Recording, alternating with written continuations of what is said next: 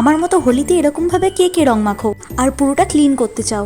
যাই হোক, সবাইকে হ্যাপি হোলি। রং মেখে ভূত হয়ে গেছো? তাহলে এই টিপসগুলো তোমার জন্য। বোর্লিং এর সাথে যে কোনো একটা সানস্ক্রিন মিশিয়ে মুখে মেখে নিয়ে রং খেলতে যাও। তারপর আমার মতো এরকম ভূত যদি হয়ে যাও, নিয়ে নাও একটা নারকেল তেল। সেটা ভালো করে হাতে নিয়ে মুখে অনেকবার অ্যাপ্লাই করো, প্রায় 15 থেকে 20 বার অ্যাপ্লাই করো। আর একটা শুকনো কাপড় দিয়ে সেটাকে বারবার তুলে ফেলো। দেখবে আস্তে আস্তে মুখটা অনেক পরিষ্কার হচ্ছে। এটা কিন্তু স্নান করার আগেই করবে। এখানে আমি ইউজ করেছি এই ফেস ওয়াশটা। স্নান হয়ে যাওয়ার পর আবার নিয়ে নিয়েছি একটা তেল। এটা ভালো করে মুখে আবার অ্যাপ্লাই করে তারপর আবার একটা শুকনো কাপড় দিয়ে আবার মুছে নেব। স্নান করার আগে প্রায় 10 থেকে 15 বার আর স্নান করার প্রায় 3 থেকে 4 বার আমি এটা ইউজ করেছি। এখানে দেখতে এরকম লাগছে, এটা করতে আমার অনেকটাই সময় লেগে গিয়েছে। আর একটু জোরে জোরেই মুছতে হবে, না হলে রংটা উঠবে না।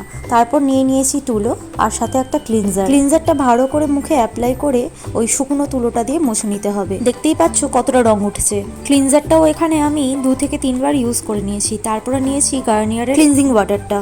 ওটা তুলোতে দিয়ে আমি 3 থেকে 4 বার আবার মুখে অ্যাপ্লাই করে নিয়েছি। এটা মেকআপ তোলার জন্য খুবই কার্যকর। তারপর এখানে দিয়েছি আমি একটা ফেস প্যাক। তোমরা যে কোনো রকম ফেস প্যাক এখানে ইউজ করতে পারো। ফেস প্যাকটা লাগানোর পর 20 থেকে 25 মিনিট ওয়েট করে সেটা জল দিয়ে ধুয়ে নিয়ে চলে আসবে।